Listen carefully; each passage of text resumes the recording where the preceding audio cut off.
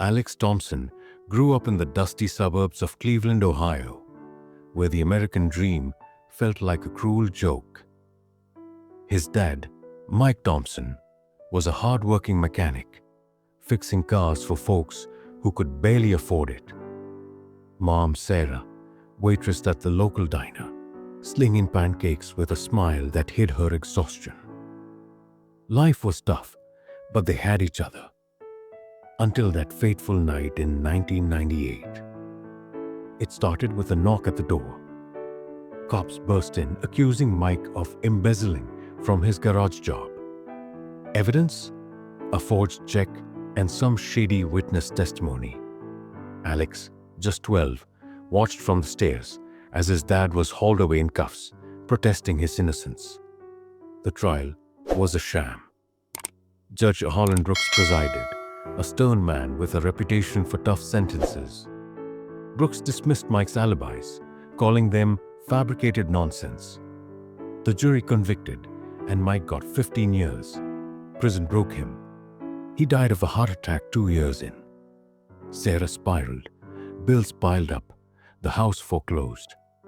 Alex bounced between foster homes, fueling a fire inside him. He learned the truth, piecemeal. The witness was Brooks's brother-in-law, covering for the real crook, the garage owner, a buddy of the judge. It was a setup to protect the elite. Alex vowed revenge, but how? A kid against a system? Years blurred. Alex hustled through community college, then law school on scholarships. He changed his look, grew a beard, hit the gym, adopted a new swagger. No one connected the dots to that scared boy. He became a prosecutor in Chicago, building a rep for nailing corrupt officials. But his real target, Judge Brooks, now a federal judge in D.C., untouchable. Alex monitored Brooks from afar. The judge had risen high, but whispers of favoritism lingered. Then opportunity struck. A corruption case landed on Alex's desk involving a developer tied to Brooks. Subpoenas flew, and Alex maneuvered to get the trial in Brooks' courtroom. He volunteered as lead prosecutor, heart racing. The day arrived. Alex stepped into the majestic courthouse, suit sharp, briefcase heavy with secrets. As he approached the bench, Brooks looked up and froze. His gavel hovered midair, eyes widening in recognition. The courtroom buzzed, but no one knew why. Alex smiled inwardly. The game was on. Alex stood at the prosecution table, pulse steady, despite the adrenaline. Judge Holland Brooks recovered quickly, banging the gavel with forced authority. "Court is in session," he barked, voice cracking just a tad. Alex noted it. The first crack in the facade. The defendant, Victor Lang, a sleazy real estate mogul from Virginia, sat smirking with his high-priced lawyers. Lang was accused of bribing officials for zoning favors, but Alex knew the web ran deeper, straight to Brooks. Flashbacks hit Alex like punches. After Dad's death, Mom remarried a decent guy, but the damage lingered. Alex visited her grave often, whispering promises. "I'll make it right, Mom." Law school nights were fueled by coffee and rage. He aced exams, interned at the DA's office, learning the system's guts. Friends called him driven. He called it survival. Now, in court, Alex opened with fire. "Your Honor, the evidence will show Mr. Lang's bribes corrupted our institutions." He laid out wiretaps, emails, damning stuff, but his real ammo, a hidden file on Brooks' past favors to Lang's company. Alex had dug deep, using old contacts from Cleveland. One night, poring over records in his dim apartment, he found it. A dismissed case from 2005 where Brooks let Lang off on a technicality. Coincidence? Hell no. Brooks interrupted often, sustaining objections like clockwork. Alex pushed back politely, but his eyes locked on the judge's. Does he remember me? Alex wondered. The boy he'd sentenced indirectly to hell. Lunch recess came. Alex grabbed a sandwich from a vendor outside, mind racing. He texted his buddy, Detective Ramirez. It's happening. He's rattled. Afternoon session ramped up. A witness, Lang's ex-accountant, took the stand. She spilled. Payments went to a judge's campaign fund. Gasps echoed. Brooks' face paled. Alex leaned in, cross-examining masterfully. And who benefited most? The woman pointed subtly. Tension thickened. Jurors shifted, sensing drama beyond the case. As day one ended, Brooks adjourned abruptly. Alex lingered, watching the judge hurry out. In the hallway, a clerk whispered, "Judge seems off today." Alex nodded, hiding his grin. Revenge wasn't just winning the case. It was unraveling Brooks piece by piece. That night in his hotel, Alex reviewed notes. Part 2 of his plan. Drop the bomb tomorrow, but doubts crept in. Was this justice or vengeance? He shoved them aside. For Dad, for Mom, it was both. Day 2 dawned crisp in D.C., the Capitol's dome gleaming like a false promise. Alex arrived early, nerves electric, the courtroom filled reporters, spectators, Lang's cronies glaring daggers. Judge Brooks entered last, robes swishing, but his step faltered.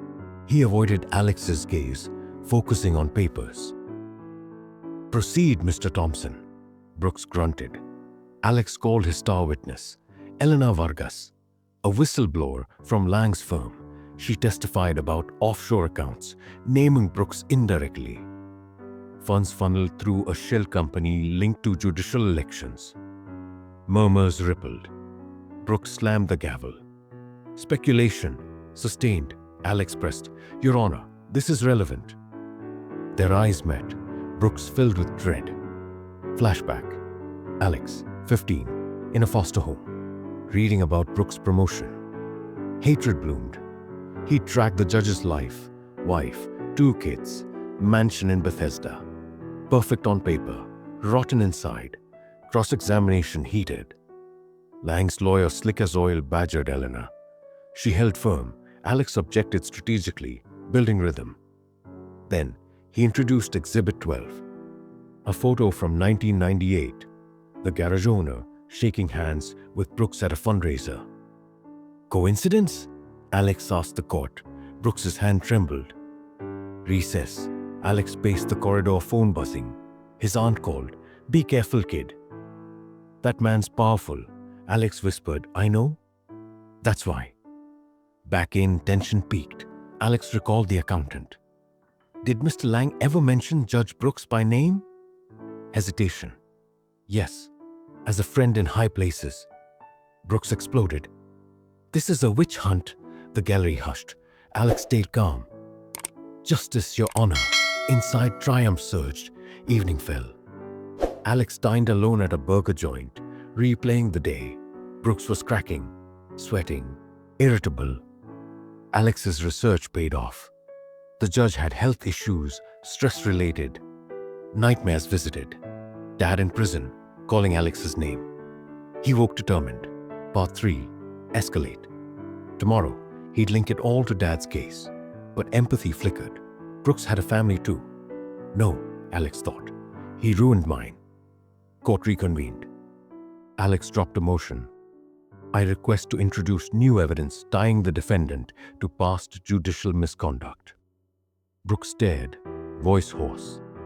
Denied, but his eyes screamed recognition.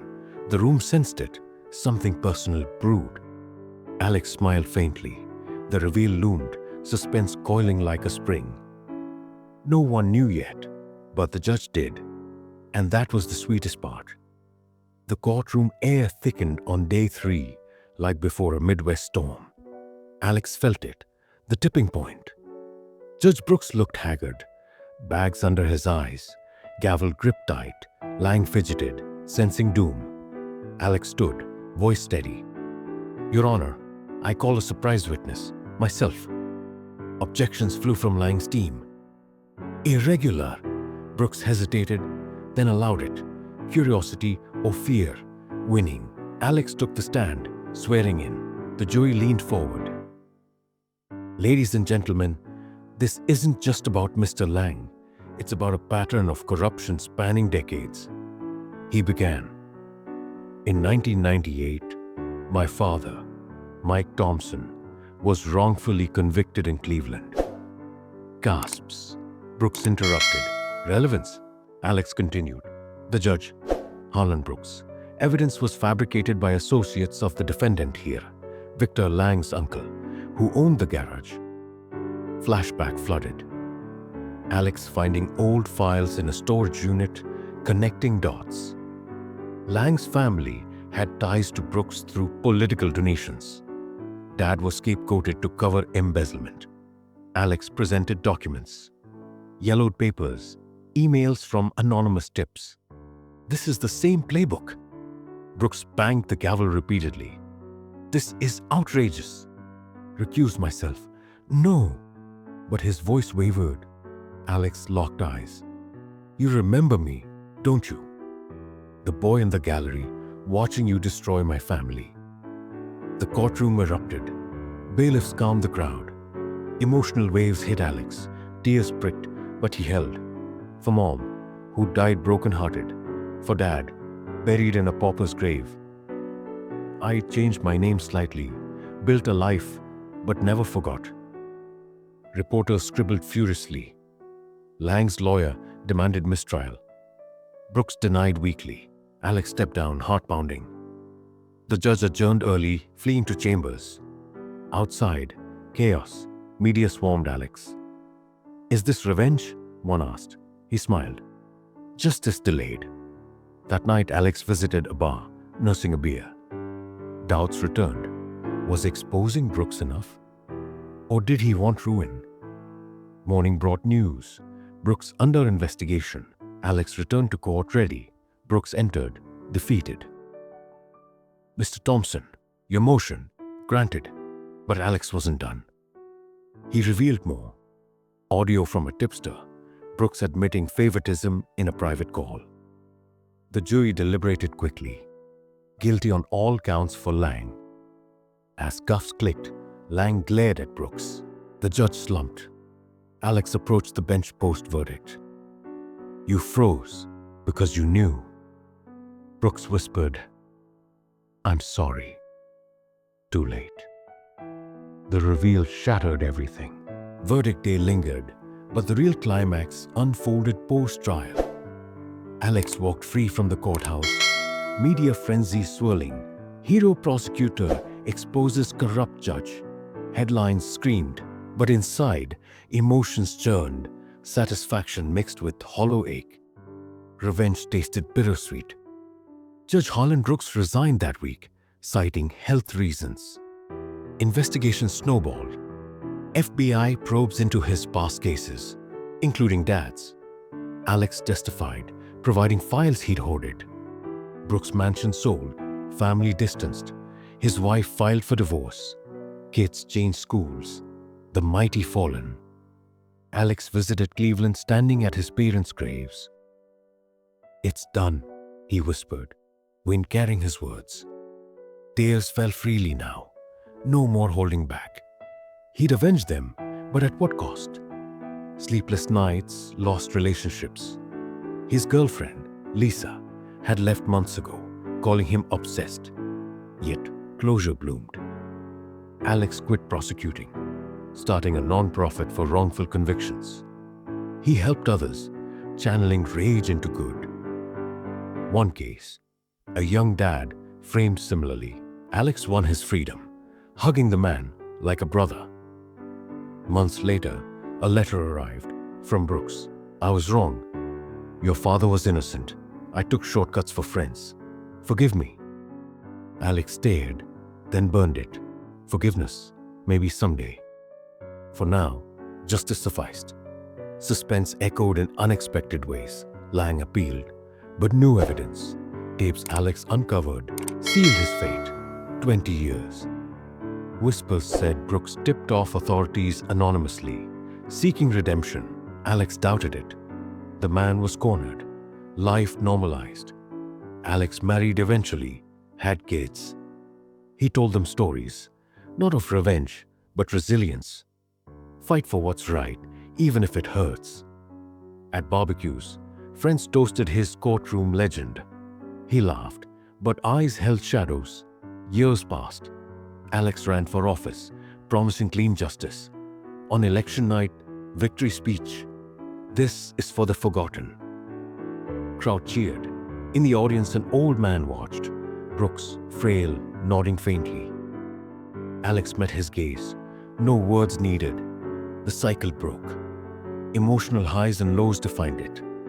Loss, fueling purpose, suspense in every step. Revenge as a double-edged sword.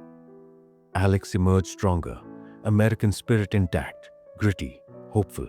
No fairy tale ending, just real life. Wounds heal, but scars remind. And in quiet moments, he wondered if Dad watched, proud. The judge who froze, he thawed into irrelevance. Alex, he soared. Thank you so much for watching this story till the end. I hope you enjoyed it and maybe even learned something from it. If you'd like to hear more stories like this, full of life lessons, drama, and emotions, make sure to hit that subscribe button and turn on the notification bell so you'll never miss an update. Your support means the world, and it helps me keep bringing you more inspiring and unforgettable stories. Stay tuned because more amazing stories are on the way.